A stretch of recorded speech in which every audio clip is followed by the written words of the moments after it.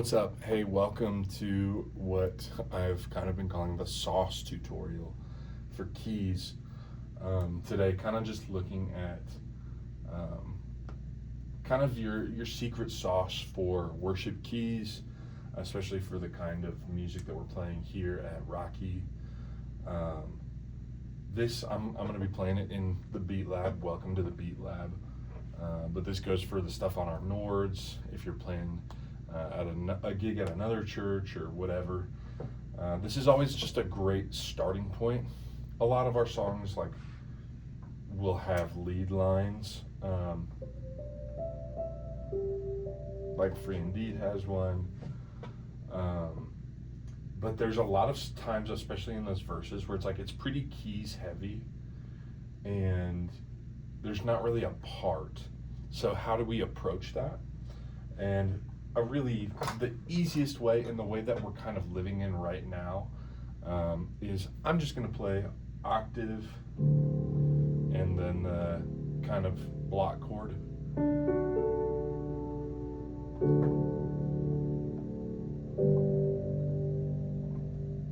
And there's nothing inherently wrong with that. That's playing the right notes. But there's a certain layer that we can add by, in some ways, simplifying, and in some ways leaving room for the vocal melody, especially so that there's not a ton of walking on each other.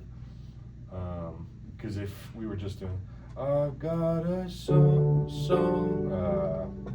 I've got a song to sing, a story of liberty. It can feel a little kind of like the evocative feeling of those chords can be a little hokey. And we just kind of want to take it that next step further, to we can create a good layer of ambience without it being, overkill. And so the first thing is I want to talk about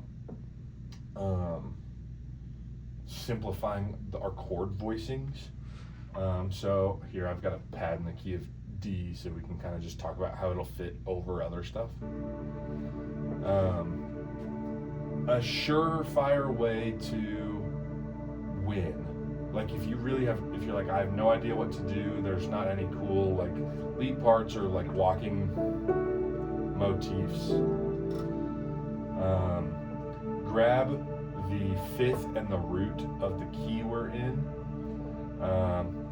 And in your right hand, you're just going to keep that.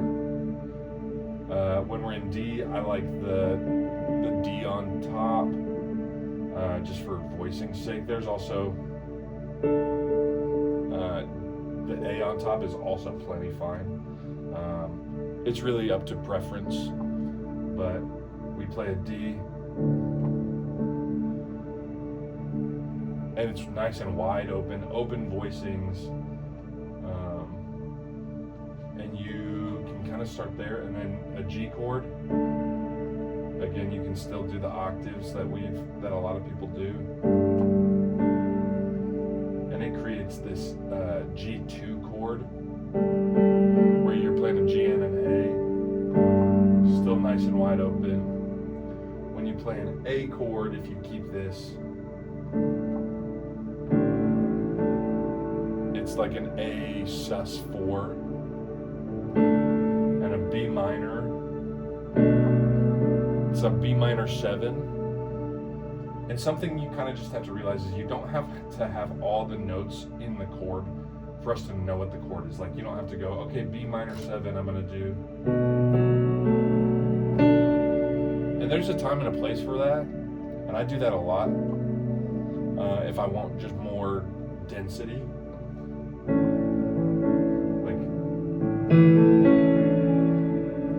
There's room for that. But a good starting place is always just grab your fifth and your root and just.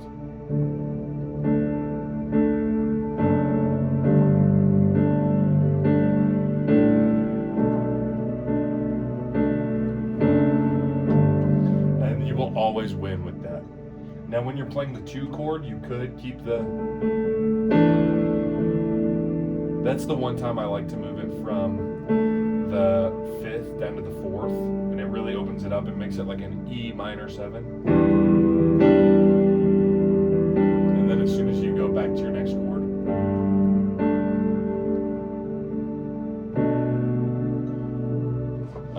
you're back to that root and 5th.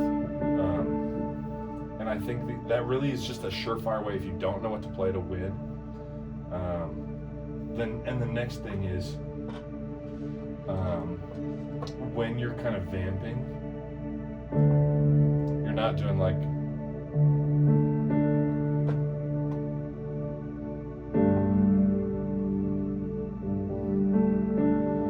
again, there's a time and a place for it, but overall, if you don't know what to do, you can just grab it and just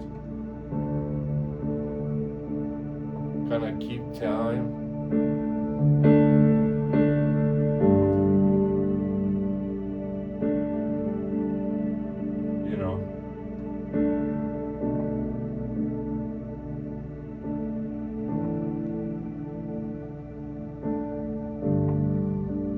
And that'll just make things so much easier, and it creates this really nice bed of ambience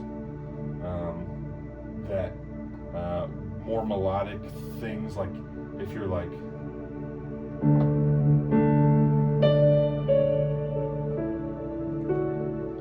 you can just kind of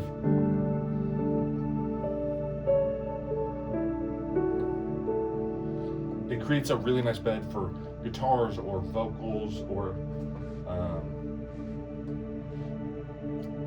these melodic moments, even on keys, to kind of have a bed that's not too dense. Because if I'm playing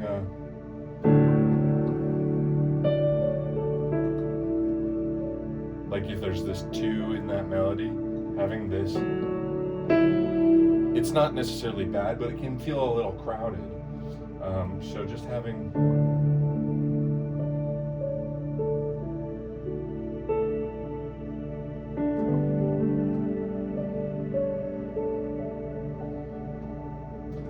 it creates a really nice bed. The next thing we want to talk about is our walks. So if we're going from like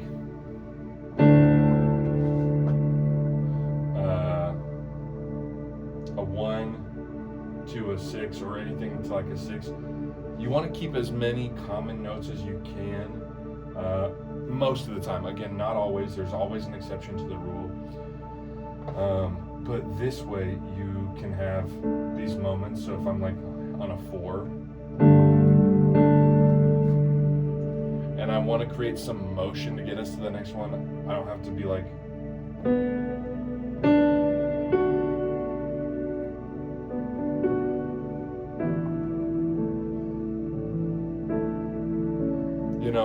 that can feel a little on the nose and not the most compelling.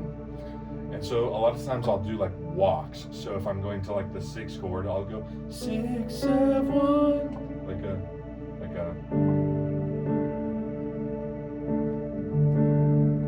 to the 6.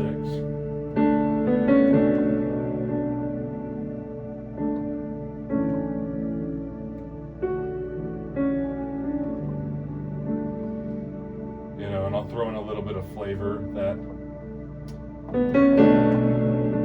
it creates this kind of like, when you land on that chord, a little bit of weight to it. Or if I'm going to the 2 chord, it's if I'm like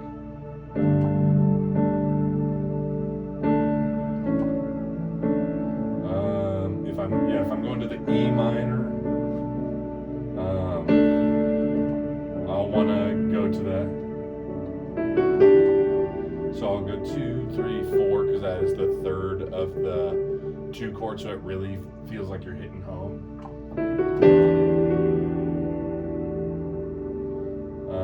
And again, just like that 6th chord, the root of your scale is the 3rd of your 6th chord.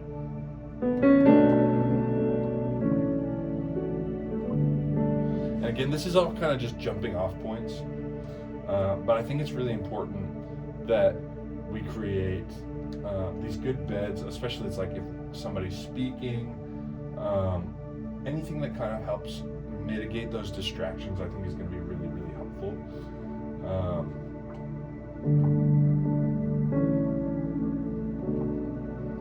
So I think there's a lot of value in that. And again, rules are meant to be broken. A lot of times, especially if I'm in the key of D, I'll do,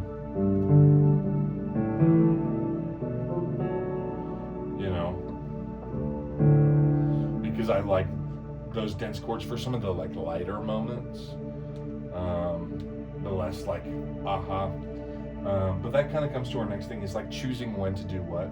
Like, let's say you're at a really low moment in a song, and again, every song is different. There are going to be moments where this is right and moments where maybe this isn't the technique you go with. But like at the beginning of like Good Plans,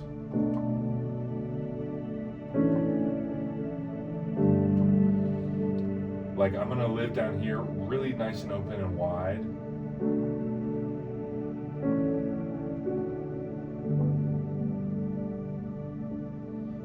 Kind of create this bed of almost like a bed of expectation. It's like you haven't gotten there yet. But let's say we're doing this like big, and then we drop out. I might live, more up here. Really create a tender moment. And then as we kind of settle into it, I'll probably move down.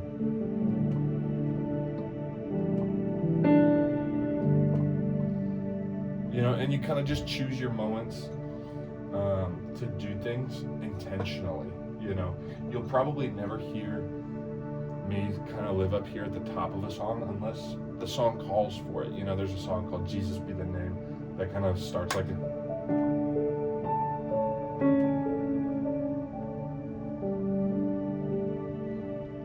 kind of lives really, really sweet and tender.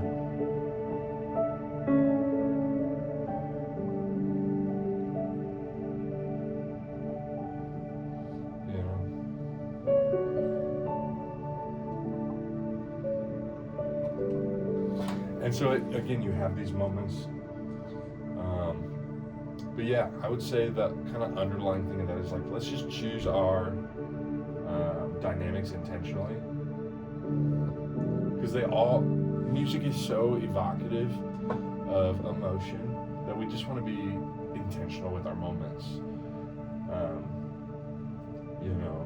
I think there's some weight to be like,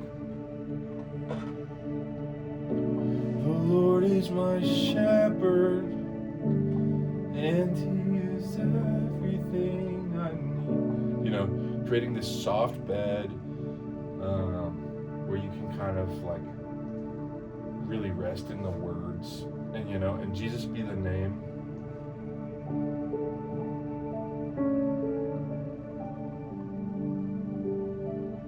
They kind of did it that way to really make you feel what you're singing, to really like complement the melody. But yeah, and then I think the last thing to talk about is like choosing chord voicings. There'll be a lot of times it's like, and again, this is a starting point. This isn't like a steadfast, like hard and fast rule. But it's like, when we're creating these open voicings, sometimes we want a little bit of dissonance on purpose, because it's a little bit more musically interesting. So like, again, we're in the key of D. It's like, if I'm playing the third of that, I'm usually not playing the fifth because I want it to be open, and that feels a lot different with this than just or even this feels different. And so it's like when I'm playing the four, I'm not playing the third unless it's like a little Philly thing. Like I'll do like but I'm always kind of landing back on this like, I'll talk in chords like a G2, and like a B minor 7. You don't need this F sharp, but like The one chord where I really love a lot of extra dissonance is you'll see it'll say like 5 add 4, and it's like, and you're playing this. This is the fourth. The root of the scale is the fourth of the 5 chord, and you're adding like you're playing with the third of the chord, but you're adding the fourth. It's kind of like you're playing a 5 sus, but you're playing both notes at the same time, and it creates this kind of like bed of dissonance that kind of feels really nice. See it? You know, it can feel really square if I'm just doing this. You know, but if I'm doing like a 4, 5, 6, 1, the way I would do it is like a.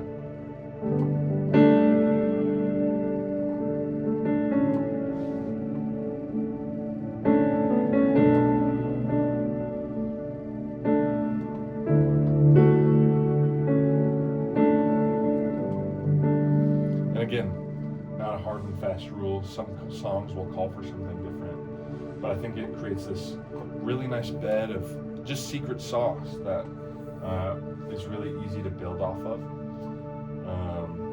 And there are moments too, it's like if I'm playing a 4, sometimes I'll want the third of the scale, which is the major 7th of the 4 chord, and I want like a, you know, I want a little bit of sauce there.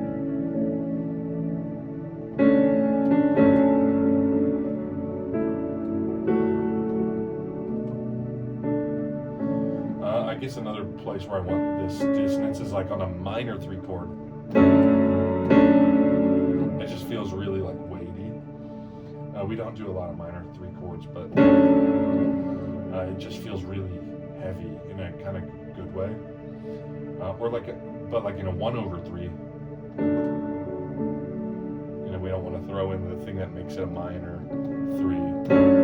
So if I'm like.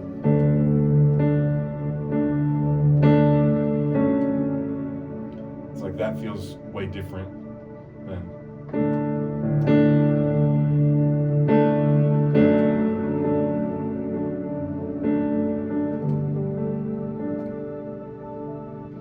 you know. So yeah, that's kind of it. Again, there are exceptions to all these rules. Rules get broken for good reason. But this is kind of the secret sauce layer of everything when we're thinking more intentionally about it. And I think it makes us kind of listen to the rest of the band. You know, if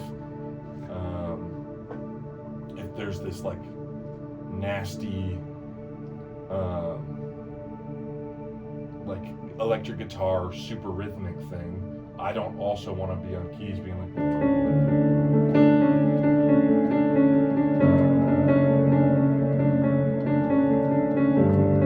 It's like on its own, that sounds awesome, but it's like, oh, if I'm listening and like the electric is doing like a, you know, we might not always want the most rhythmic thing, so that's really convenient that I can just be like.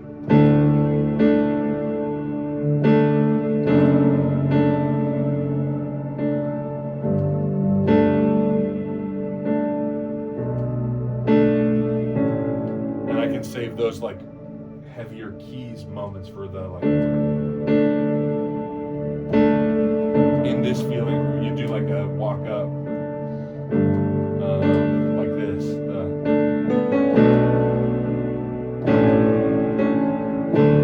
You know, it allows those moments to feel like really punchy rather than we're just all playing really rhythmic just to be really rhythmic, if that makes sense.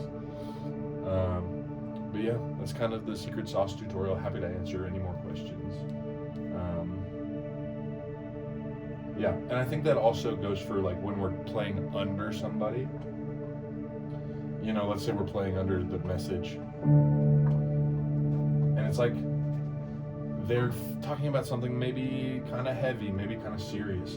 Well, if they're talking kind of serious, You know, I'm more of a play the chords that fit the moment guy, less of a progression guy. But if you are, let's say you want to do a 6-5-4-1. You know, this feels really ambient and a little ambiguous, which in this case is a good thing because it allows the content of what's being said to kind of carry the moment, and you're not really imparting much like weight to it in terms of what it is saying. But if I'm in the key of D and they're doing the 6-5-4-1, this feels like, you know, they could be talking about something serious. It might not be sad, but it could be serious. And that's a good thing. Whereas if I play the full block chords, you end up with like it's like, oh, that is sad.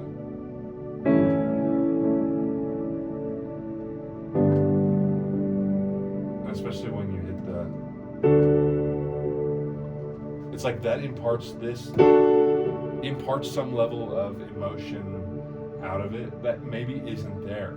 And so if I'm just playing like the more simple, you know,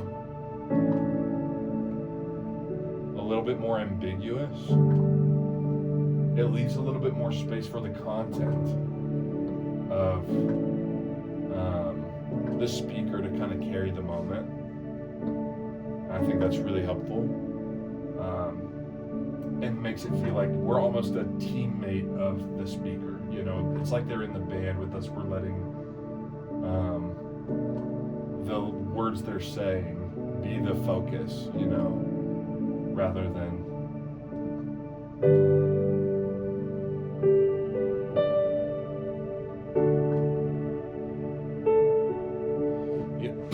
excuse me, you know. So yeah, that's all I got. Feel free to reach out if you have any more questions, and if I can put more precise language to it, I would love to. Just kind of wanted to walk you through what I was thinking.